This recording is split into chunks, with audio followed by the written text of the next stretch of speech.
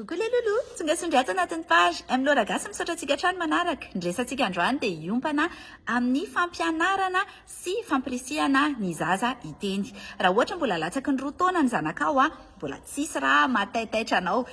Rehefa mamoaka an'ireny vidéo ireny indrindra momba ny autisme dia ny fanontaniana betsaka indrindra azoko dia ny hoe eritaona sy tapany izao ny zanako Laura, mbola tsy miteny izy, misy olana ve, autiste ve zany izy, sa mona izy, sa marenina. Eo ihany koa ny hoe roa taona izao ny zanako dia zary izy fa miteny fehezanteny iray sy roa eny antsefatsefany eny, inona zany ny olana. Averiko indray, raha mbola latsaky ny roa taona na roa taona ny zanakitsika mbola tsy misy mahataitra. Ny zavatra endrasantsika amin'ny fotsiny dia ny faniriana hiresaka, izany hoe te hi-communiquer, te hiresaka aminao izy. Ohatra hoe misy zavatra tedaviny dia tondroany ilay izy, na miteny kely izy mamoaka feo kely fotsiny na hoe ohatran'izany, izay fotsiny endrasana aminy.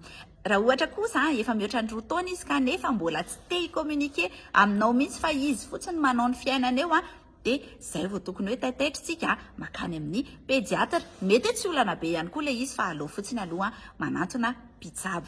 Hitodika manokana amin'ny ray aman-dreny ity vidéo antsika androany ity satria indraindray isika mihitsy ny fositra, isika mihitsy ny fangolika, isika mihitsy ny manolo baty mafana ny zanakitsika. Voalohany aloha dia rehefa mampianatra amin'ny tenin'ny zanatsika dia indraindray zavatra diso no ampianarintsika anazy, ohatra hoe pépé, ohatra hoe baba, ohatra hoe kokondro, ohatra hoe tata. Fa maninona tena tokony ho izy ilay zavatra tena marina no ampianarinao anazy, manjary vao maika izy misafotofoto hoe inona zany ny tena izy amin'izany zavatra rehetra izany, vao may mampiasa n'ilay sainy, vao maika ela be izy izay vao mahay zavatra maro. Izany hoe zavatra tokony ray ny hainy hoe mipetraka lasa misafotofoto anankiroa hoe pépé ve sa mipetraka ilay izy. Tokony ohatra miresaka amin'ny olon-dehibe ihany isika rehefa miresaka amin'ny zazakelytsika. Faharoa, manarakaraka an'izay isika ray aman-dreny dia mahafantatra loatra ny zanakitsika ary olana be ihany koa izay.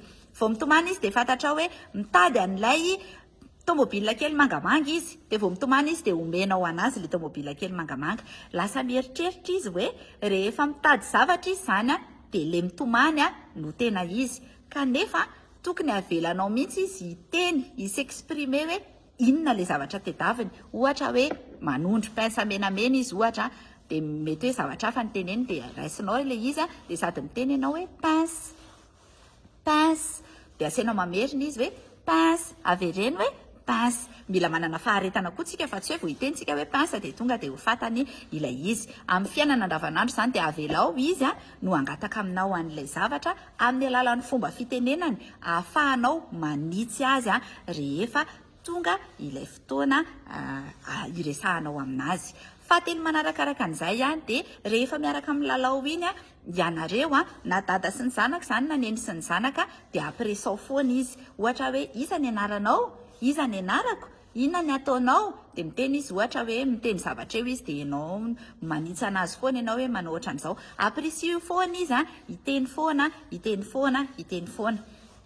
Fa efatra manarakaraka an'izay dia raha ohatra hoe misy zavatra hafa kely ny fomba fiteniny anazy, tsy voatery hoe tsy an'ilay izy raha ny anay manokana zao ny ao an-tokantrano ao dia izay sy natao ohatra rehefa miteny frantsay dia manao hoe R, ohatra hoe citron.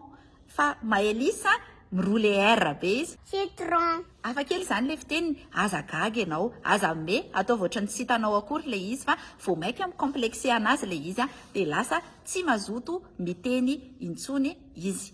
Ty fahadimy ity ny tena zava-dehibe indrindra, aza miteny aingana rehefa miresaka amin'ny ankizy.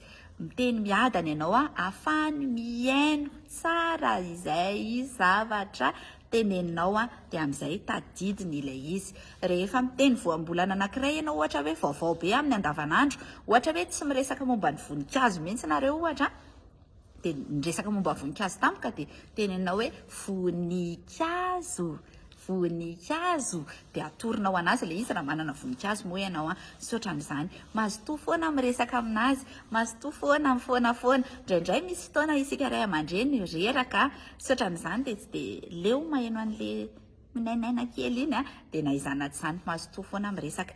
Rehefa misy fotoana dia ampitsofi baloma ihany koa ny ankizy. Izay ihany koa anisan'ny tena manampy an'io ao anatin'ny vava, ny masoara sy ny any anaty any iteny aingana. Izany hoe rehefa eo amin'ny herintaona mahery, rehefa le eritreretinao efa manomboka midadadada na mamamamy iny izy dia ampitsofanao baloma iny vetivety kokoa ilay izy. Izay ny video antsika anio tsy dia natao lava loatra fa tena hoe ny votoatiny no tenenina dia mirary soa antsika rehetra, mirary soa ny ray aman-dreny na ny miteraka na ny mitaiza na ny mampianatra sy ny sisa. Dia bisou be nareo dia mirary alakamisy tsara kely dia raha mazoto nareo dia any amin'ny film fotoana. Zay, bisou.